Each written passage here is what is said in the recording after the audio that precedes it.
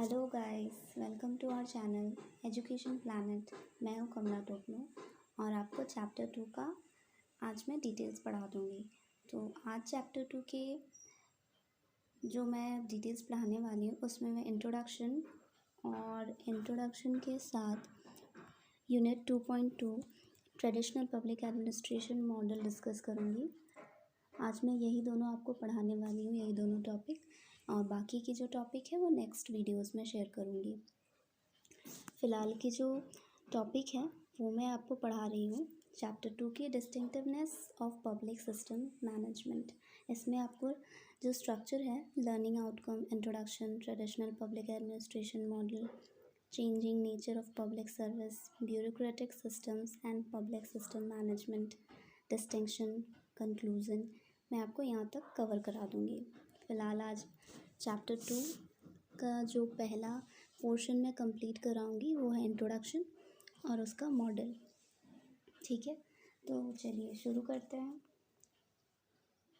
तो पहला जो इंट्रोडक्शन है उसके अकॉर्डिंग पब्लिक एडमिनिस्ट्रेशन के सेक्टर में गवर्नेंस का जो इश्यूज़ है आज के दौर में आर्ग्यूमेंट्स के मेन रीजंस में से एक है। ये सिचुएशन इसलिए पैदा होती है क्योंकि पब्लिक सर्विसेज के सेक्टर में मार्केट पर ज़्यादा बिलीव बढ़ते जा रहा है। इसके रिज़ल्ट में एडमिनिस्ट्रेटिव इंस्टीट्यूशन में इम्प्रूवमेंट स्पेशली ब्यूरोक्रेटिक में आया है और पब्लिक सर्विसेज अप्रूव्ड कराने में नॉन गवर्नमेंट ऑर्गेनाइजेशन का जो रोल है उसको इंसेंटिव मिला है। वर्ल्ड डेवलपमेंट रिपोर्ट 1999 और 2000 ने डेवलप्ड में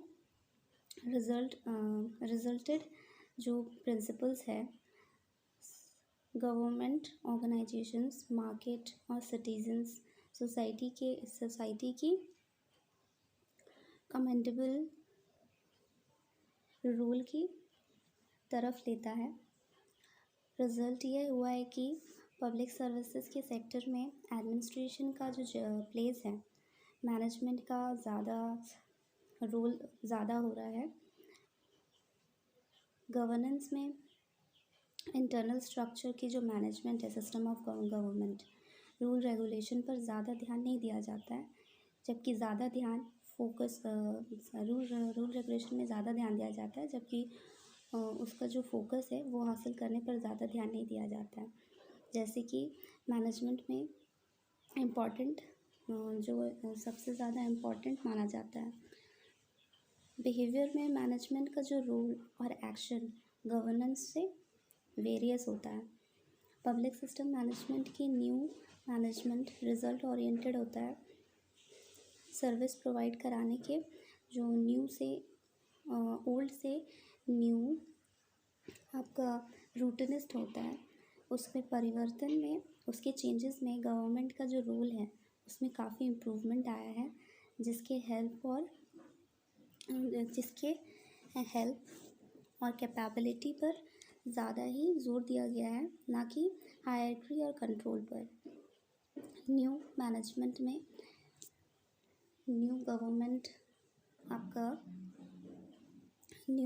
जो न्यू गवर्नमेंट है उसका सिस्टम ऑफ गवर्नमेंट और third party government, indirect government, competitors द्वारा चलाए जाने वाले गवर्नमेंट की ओर जो उसका फोकस है, कंसंट्रेशन, उसको अट्रैक्ट करता है। पब्लिक सिस्टम गवर्नमेंट इस तरह एक पर्टिकुलर फॉर्म अपना रहा है। इस यूनिट में ट्रेडिशनल पब्लिक एडमिनिस्ट्रेशन के मॉडल में फीडबैक, पब्लिक सिस्टम मैनेजमेंट की स्पेशलिटी और ट्रेडिशनल ब्यूरोक्रेसी स्ट्रक्चर के डिस्प्लेसमेंट पर डिस्कशन की गई है। इसके बाद आपका आता है unit 2.2 traditional public administration model, जिसमें आपका बताया जा रहा है कि ट्रेडिशनल पब्लिक एडमिनिस्ट्रेशन मॉडल का जो main principal Woodrow Wilson Max Weber और टेलर के साइंटिफिक मैनेजमेंट थॉट और ऑर्गेनाइजेशन प्रिंसिपल से इफेक्टेड था। मोहित भट्टाचार्य 2001 के अकॉर्डिंग इस मॉडल के गवर्नेंस को चलाने यानी रन करने में कुछ मेन प्रिंसिपल्स थे।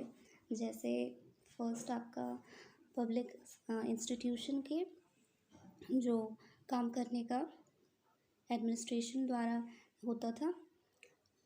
पॉलिटिक्स और एडमिनिस्ट्रेशन वेरियस है और उनका एक्शन भी वेरियस है।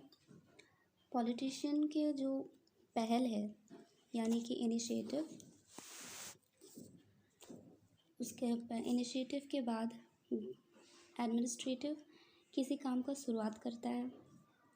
एडमिनिस्ट्रेटिव रिटन डॉक्यूमेंट्स पर बेस्ड होता है। किसी काम को करने की मैनेजमेंट रूल के तहत चलने वाले बेस पर होती है।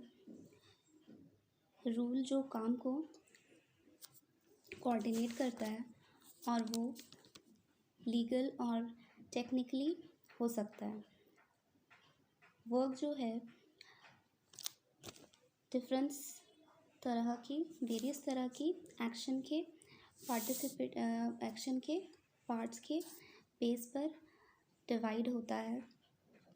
हर काम जो हर काम होता है वो आपका इसी के द्वारा डिसाइड किया जाता है और जो वर्क इसका ऑथराइज्ड होता है और अप्रूव्ड होने के बाद होता है।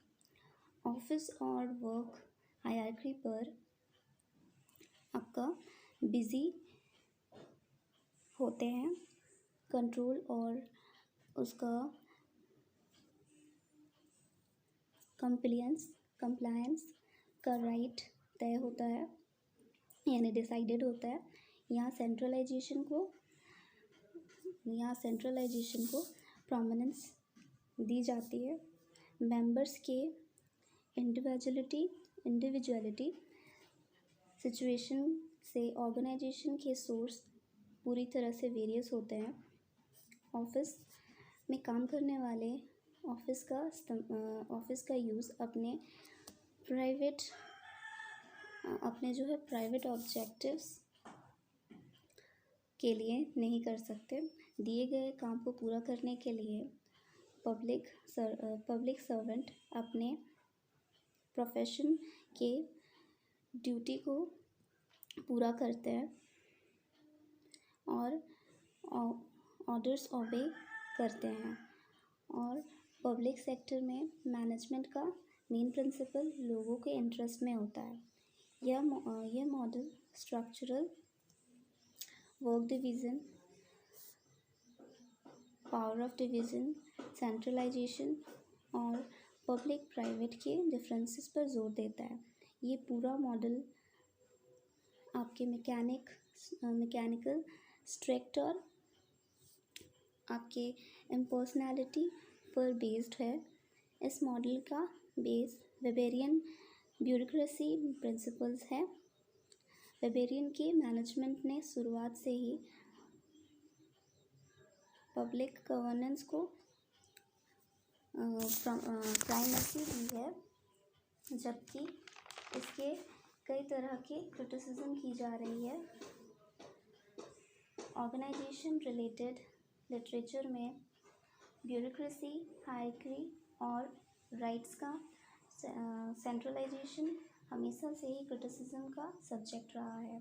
तेज़ी से बदलते आज के दौर और डेवलप्ड में कामों के जो ट्रेडिशनल मॉडल लोगों को बेहतर फैसिलिटी देने में आपका इम्प्रैक्टिकल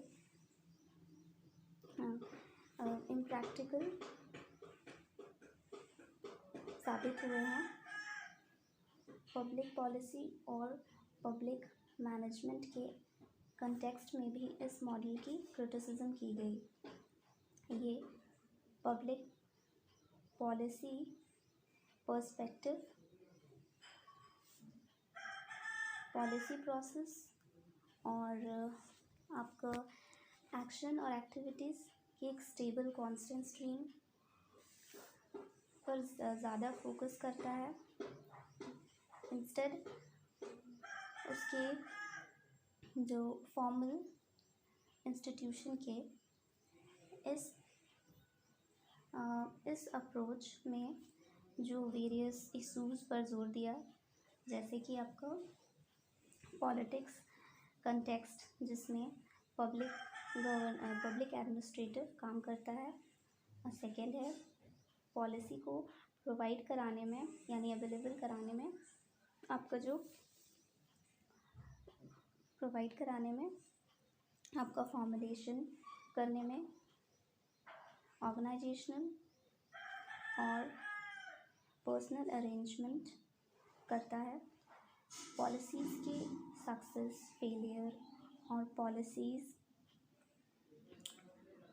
इम्प्लीमेंटेशन मेथड्स तथा उनके रिजल्ट्स का सिमिलैरिटी और स्टेट की सेंट्रल इंट्रोडक्शन एडमिनिस्ट्रेटिव और पॉलिटिकल सेक्टर के साथ ही पॉलिसीज़ मीनिंग और सोसाइटी के रिलेशन के समझ पर इम्पॉर्टेंट तौर पर जोर, ये इसका काम है। पब्लिक मैनेजमेंट के जो आपका पब्लिक मैनेजमेंट का जो स्कोप यानी कि पब्लिक मैनेजमेंट का जो इसका जो लैंडस्केप को न्यू क्लासिकल इकोनॉमिक प्रिंसिपल ने शेप दिया है। पब्लिक सेक्टर के जो स्प्रेड है, रोल है और स्ट्रक्चर को लेकर स्पेशल डेवलप्ड कंट्रीज़ में क्रिटिसिज्म क्वेश्चंस उठाए गए, जैसे मैनोग 1998 में। सर्कमस्टांसिस में हुए चेंजेस के बीच ब्यूरोक्रेसी के बेस पर बने ट्रेडिशनल पब्लिक एडमिनिस्ट्रेशन का model skilful public services available कराने में केपेबल नहीं रहा। पब्लिक सर्विसेज और गुड्स को अवेलेबल कराने के लिए न्यू ऑप्शंस है। चेंजेबल एनवायरनमेंट में गवर्नमेंट स्ट्रेट फॉरवर्ड जो पब्लिक सर्विसेज अवेलेबल कराने की जगह इनडायरेक्ट जो आपको इनडायरेक्ट आपको जो वेज प्रोवाइड कराते हैं, इनेबलर के तौर पर काम करती है, जो मार्केट और नॉन गवर्नमेंट ऑर्गेनाइजेशन को सोसाइटल एक्टिविटी के बिग रोल पर काम करने का परमिशन देती है। एडमिनिस्ट्रेटर ने भी पब्लिक सर्विस अवेलेबल कराने के लिए कॉन्ट्रैक्ट और प्राइवेटाइजेशन के मॉडलिटीज़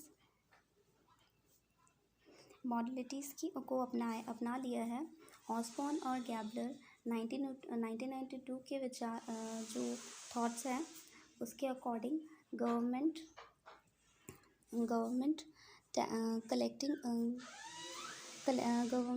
कलेक्टिंग रेवेन्यूज़ के लिए जैसे मोनोटोनस वर्क से टाइड अप है और सर्विसेज प्रोवाइड करना बहुत बिजी वाला एडमिनिस्ट्रेटिव वर्क है, जिसे चलाने के लिए बहुत टाइम चाहिए। और पब्लिक सर्विसेज के कॉस्ट के बेसिक ट्रेडिशनल रूल जैसे न्यूट्रल, फेयरनेस,